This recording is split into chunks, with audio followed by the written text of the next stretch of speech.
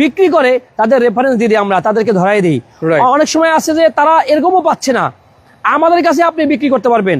যেখানে কথা 70 লাখ টাকা ফ্ল্যাটের দাম আছে, আপনি 2-3 লাখ টাকা কম দিবেন, আমরাই নিজেরাই কিনে রাখবো। বিক্রি করি। ধরেন আপনি এখান থেকে একটা শেয়ার নিয়েছেন 12 লাখ টাকায়, ভাইদের সাথে আপনি 2.5 বছর যাবত ছিলেন ফ্ল্যাট রেডি হওয়া পর্যন্ত।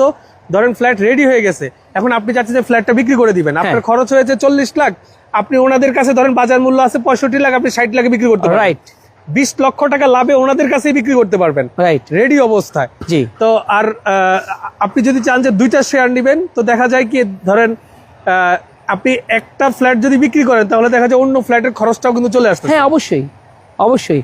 হ্যাঁ, আমরা 50%ও বলে থাকি যে 50% প্রফিট হয়, তো সেটা ধরে রাখতে হবে ওনাকে, যে সঙ্গে সঙ্গে না বিক্রি করে যদি উনি চিন্তা করেন আমি কমপ্লিট করে সব ভাড়াটিয়া উঠে গেছে, এবার মানে সুন্দর করে সাজগোজ করে আমি একটু 2 মাস পরে বিক্রি করবো, তাহলে কিন্তু 50% প্রফিট হওয়ার সুযোগ আছে, 50% প্রফিট করারও কিন্তু সুযোগ আছে। জি। তো ভিউয়ার্স, আপনারা যারা আসলে এই এয়ারপোর্ট উত্তরার পাশেই নিজে ফ্ল্যাট তৈরি করে থাকার স্বপ্ন দেখছেন, আমি বলবো যে ওনাদের প্রজেক্টগুলো আপনারা ভিজিট করতে পারেন।